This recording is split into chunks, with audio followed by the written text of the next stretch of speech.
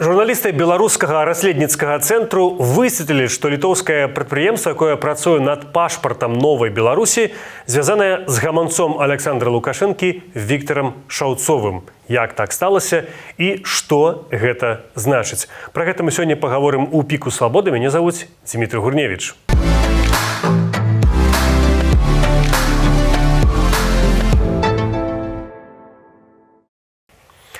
А мой сённяшні госць Станіслав Івашкевіч, рэдактар, адзін з рэдактараў гэтага расследавання і кіраўнік беларускага расследніцкага цэнтру. Прывітанне. Вітаю. Станіслав, скажы, ласка, Станіслав, што значыць, што Віктар Шаўцоў з'яўляецца гаманцом Лукашэнкі? Хто это чалавек і як ён звязаны? Ну, ён менш вядомы, скажем так, менш гучаў апошнім часам, але яго вельмі добра памятаюць тыя, хто памятае, напрыклад, вялікую шматмільярдную угоду паміж Александром Лукашэнкам і Уго Чавесам, значыць, Беларусь-Венесуэла, дзе адным з ключавых элементаў былі пастаўкі зброі з боку Беларусі, пастаўкі супрацьпаветраных сістэмаў, паралельна з гэтым пастаўляліся таксама шмат беларускіх тавараў і беларускіх паслугаў па ўзвядзенні сацыяльнага жылля ў Венесуэле. МАЗ, МТЗ, все былі задзейнічалі. Все это выглядала вельмі добра, толькі ўсё гэта, як выявілася пазней, пастаўлялася праз прыватную пракладку, адзіную, якая, ну, з таго, што мы бачым, можа быць, былі і нейкія меншая, але пераважна пастаўлялася праз гэтую прыватную пракладку, якая належыць Віктару Шаўцову. Ну і яшчэ адзін таксама элемент можна ўзгадаць у часы саддамаўскага Іраку. Была такая праграма нафтаўзамен на харчаванне, потым было шмат скандалаў з гэтай праграмы, што яна, маўляў, выкарыстоўвалася для таго, каб рабіць адкаты ірацкім элітам і для паставак зброі ў Ірак, а праграма была для таго, каб ірацкія ўлады не маглі закупаць зброю. І зноў жа у гэтую праграму упісалася Беларусь, і ад Беларусі пракладкай, пасярэднікам паміж беларускімі там дзяржаўнымі рознымі прадпрыемствамі і саддамаўскім Іракам Лукашенко зноў жа прызначыў гэтага Віктара Шаўцова, ягоную кампанію Белметалэнерга і банк Інфабанк, які быў нават пад санкцыямі ЗША некаторы час за гэта. Але наколькі правільна называць яго сапраўды гаманцом Лукашэнкі, а не проста выканаўцам нейкіх задачаў, скажем так, Лукашэнкі і ягонага атачэння? Ну, задача гаманца, то бок Александр Лукашенко дамаўляецца з Уго Чавесам ці з Саддамом Хусейнам на здзелкі, у якіх, ну, якія ўвогуле прэрагатыва спецслужбаў, пастаўкі зброі, значыць, і всю камерцыйную частку выконваюць структуры гэтага Віктара Шаўцова. Няма сумневаў, што ён суперлаяльны Лукашэнкі і гэта вельмі набліжаны да яго чалавек, так? Так, ну і гэта праекты, якія несумненна не проста курыруюцца, але ініцыююцца спецслужбамі. І зараз асноўнае пытанне. Як гэты чалавек, Віктар Шаўцоў, звязаны з ідэяй пашпартоў новай Беларусі, якую прасоўвае зараз аб'яднаны пераходны кабінет Святланы Ціханаўскай? Праектам пашпарту, макетам перадусім ягоным і рознымі планамі на друк займалася такая літоўская кампанія Гарсу Пасаўліс. У перакладзе на беларускую мову «Свет гукаў». І гэтая кампанія Гарсу Пасаўліс, у яе ёсць яшчэ адна кампанія, была у Літве, і ёй яны валодалі супольна вось з гэтым Шаўцовым, а таксама з ягонымі проксі, фізічнымі і юрыдычнымі асобамі. Кампанія эта называецца GP Holographics, і ну, вось такі супольны ў іх бізнес у Літве. Але ці гэта магло неяк уплываць на тое, што праект пашпарту новай Беларусі мог быць супернебяспечны, што ён мог быць інфільтраваны спецслужбамі? Чаму, на твою думку, гэта важна, то, што ён неяк звязаны з гэтым? Ну, я тут мушу згадаць, што увогуле самае для Літвы, дзе таксама у нас партнёры па гэтым расследаванні партал 15хвилин.lt, самае важнае это тое, што яны былі дапушчаны, гэтая фірма, да друку літоўскіх пашпартоў. Праўда, вельмі важны тут нюанс, што яны друкавалі і друкуюць толькі бланкі гэтых літоўскіх пашпартоў. Ну, але тым не менш, улічваючы, наколькі адчувальная Літва в плане адпаведнасці стратэгічных замоваў у бізнеса іхным прынцыпам і захадам бяспекі, то вельмі устрывожыліся літоўскія розныя органы тым, што яны не ведалі пра гэтае партнёрства Гарсу Пасаўліс не проста з беларускім бізнесоўцам, але і з гаманцом Александра Лукашэнкі. Ну і адпаведна ўзнікла пытанне таксама, што калі мы даведаліся, што гэтая ж кампанія займаецца і праектам пашпарту Новай Беларусі, узнікаюць пытанні, калі настолькі блізкія, а я тут скажу, наколькі блізкія, гэтыя кампаніі, яны сядзяць GP Holographics, это в которой Шаўцов, которая зараз цалкам належыць структурам Шаўцова, і Гарсу Пасаўліс, яны сядзяць у адным будынку. Одно такі дакладненне. Дагэтуль, пасля 2 гадоў вайны і пасля санкцый, фактычна разрыву адносін палітычных паміж Літвой і Беларусю, кампанія Шаўцова прысутная ў Літве, так? Так. Яна зараз прысутная ў Літве, і там увогуле адбывалася наступнае з Гарсу Пасаўліс. Калі пачалося поўнамаштабнае ўварванне в Украіну, то Гарсу Пасаўліс выйшла з гэтай кампаніі, это было яшчэ ў 22-м годзе, і яна зараз, рэагуючы на наше расследаванне, кажа, глядзіце, мы ж ужо даўно выйшлі, калі это стала нікому льфо такая супраца. Але яна перадала сваю долю такому літоўцу Раймандусу Красаўскасу, які ачольвае GP Holographics, дырэктар GP Holographics, это агульная кампанія, беларуска-літоўская. Больш за тое, калі нашы літоўскія партнёры прыйшлі ў офіс Гарсу Пасаўліс, на вахце гэтага Красаўскаса ведалі як дырэктара па экспарце Гарсу Пасаўліс. Таксама нашы расследавальнікі знайшлі, што у абедзвюх кампаній адзін бухгалтар. То бок яны, это не проста, скажем так, падрядчык і замоўца нават, а гэта больш шчыльная сувязь, адміністратыўная, як мінімум, якая існуе і па сённяшні дзень. Ну і ўвогуле назва самой кампаніі GP Holographics, Гарсу Пасаўліс выкарыстоўвае GP у іншых юрыдычных асобах сваіх у Літве. Ну, я якраз бачыў рэакцыю Валера Кавалеўскага, прадстаўніка аб'яднанага пераходнага кабінету. Ён якраз такі кажа, што сапраўды яны разарвалі адносіны, таму у нейкім сэнсе, гэта чыстая кампанія, которая зараз будзе займацца пашпартамі Беларусі. Ці так гэта? Выходзіць, што калі ў іх адзін там бухгалтар, то фармальна яны все равно остаюцца ў нейкім саюзе. Яны не фармальна, акурат такі, а фактычна. Это яны хаваюць, і мы бралі ў іх каментары, яны, адмаўлялі кожны з гэтых фігурантаў, мы ішлі в сваім расследаванні, пакуль гэта не даказалі, то фармальна так. Фармальна Гарсу Пасаўліс выйшла адразу пасля вайны, але, дарэчы, таксама нюанс, яны выйшлі з капіталу этой кампаніі, але пасля гэтага тут жа зрабілі новую замову гэтай кампаніі. Але пасля этого заставаўся іхны проксі, гэты літовец, і на сённяшні дзень гэты проксі ўжо перадаў, дарэчы, это здарылася літаральна цягам месяца пасля абвяшчэння праекту пашпарта Новай Беларусі. Гэты літовец Раймандус Красаўскас перадаў сваю долю Шаўцову, літоўскай долі там ужо не засталося, але як тое, што я зараз сказаў, што засталіся менш бачныя сувязі, якія нам удалося выкрыць. Ну і тое, адпаведна, шчыльнасць гэтых сувязяў, і тое, наколькі яны хаваюцца, і тое, што іхныя даволі сумнеўныя праекты супольныя Шаўцова і Гарсу Пасаўліс у Афрыцы і ў Азіі, усё гэта не кажа пра тое, што Гарсу Пасаўліс прямым каналам перадае ўсё КДБ, але ўзводзіць асцярогі, пра якія павінны ведаць, па-першае, тыя, хто этим займаецца, а па-другое, павінна ведаць грамадскасць, якая, у тым ліку, тыя людзі, якія даюць свае асабістыя дадзеныя, яны маюць права ведаць, увогуле, тая праблема, якую мы паднялі, это што людзі маюць права ведаць пра тыя захады бяспекі, якімі будуць абароненыя іхныя дадзеныя. І выглядае, што нават спецслужбы літоўскія пра гэта не ведалі, так?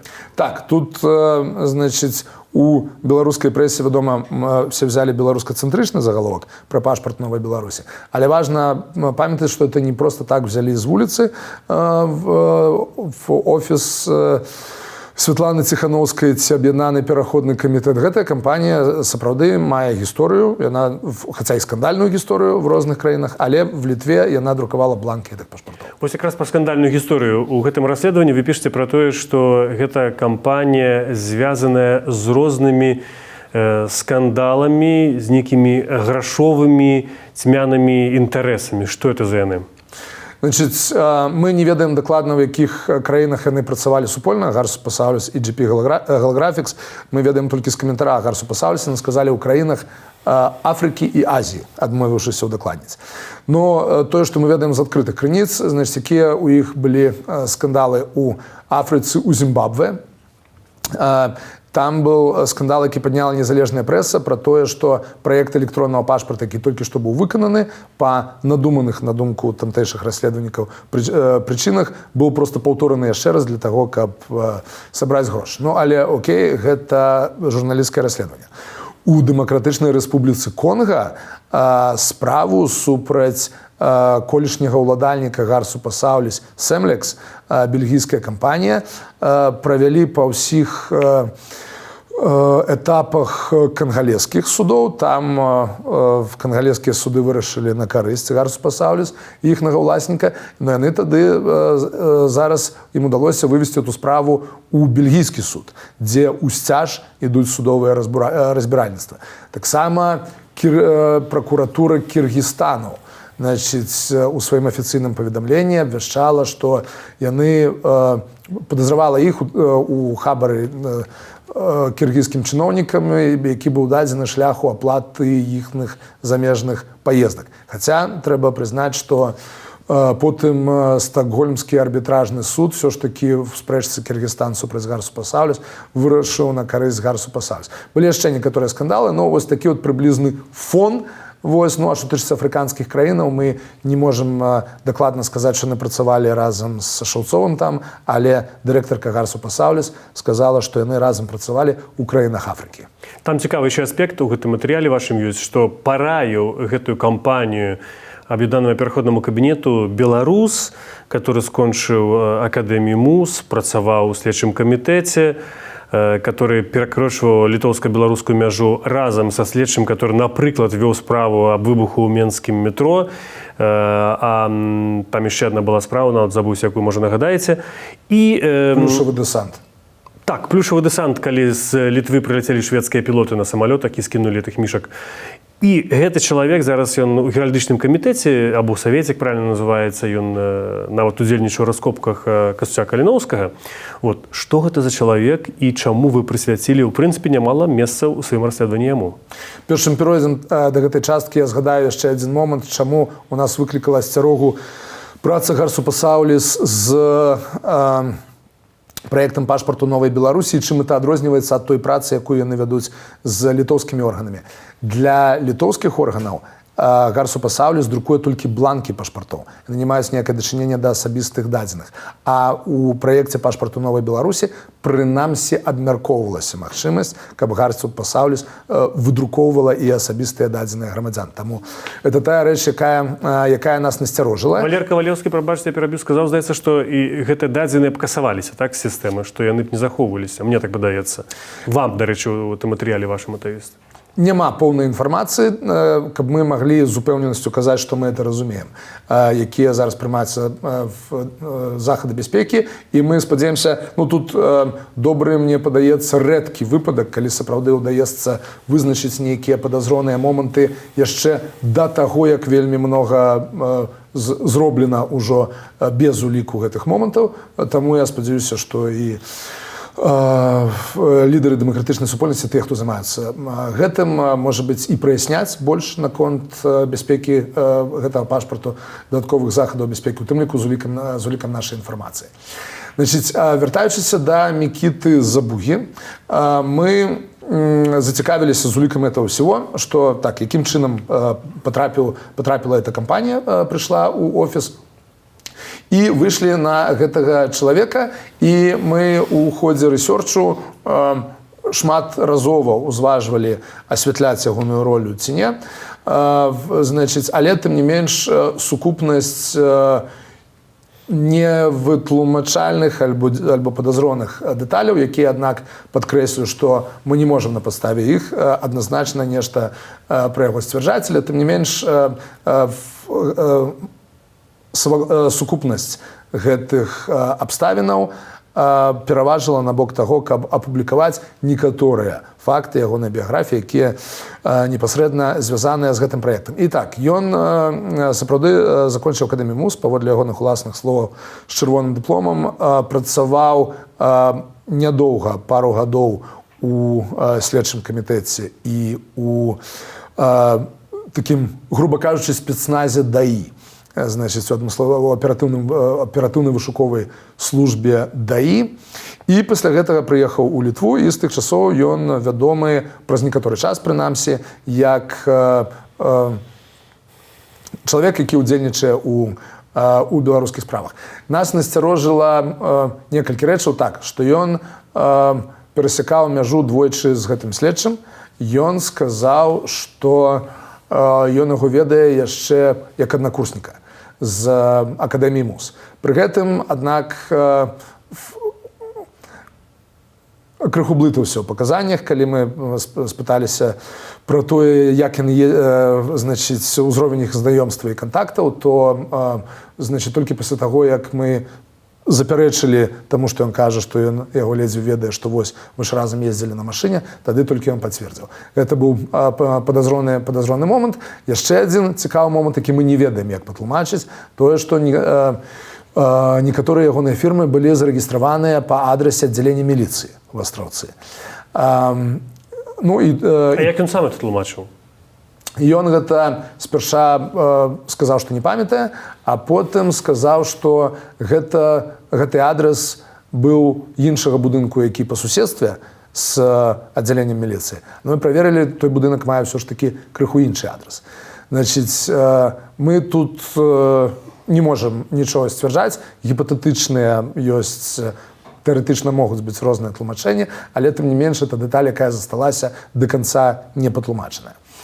Ну і нарэшце тое, што так, у сувязі з гэтым ужо з такімі абставінамі мы адкрылі тое, што накапалі пра ягоны бізнес у Беларусі, а менавіта тое, што ён казаў, што яго практычна няма, а на самай справе ён, што нейкі бізнес ён вёў, удзельнічаў, ён казаў, што ён там не меў да яго дачынення, не атрымліваў дывідэндаў, гэтага мы праверыць не можам, но тым не менш лічыўся прынамсі да 23 года. І наколькі гэты чалавек уплывае на тое, што адбываецца або з пашпартам Новай Беларусі, або з кабінетам? Ён проста прапанаваў і сышоў, ці гэта чалавек, который нешта там вырашае? Тое, што мы чулі адзінагалосна, дзе ўсе версіі сыходзяцца, это тое, што ён займаўся макетам пашпарту Новай Беларусі.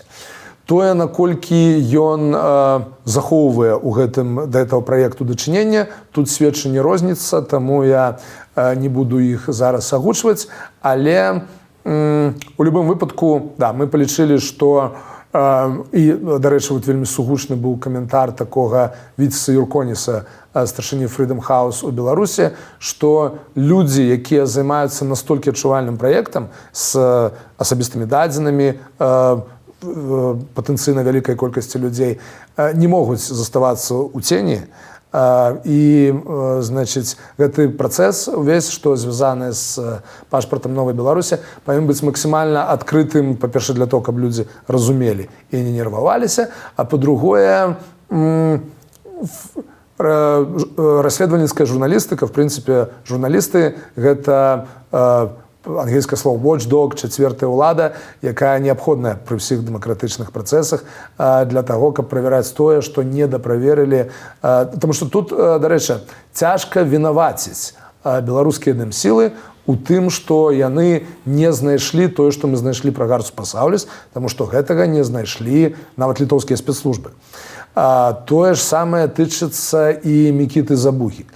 Вось, таму... У нейкім сэнсе вы круцей, чым літоўскія спецслужбы? Мы прысвяцілі гэтаму проста дакладна больш часу, чым яны.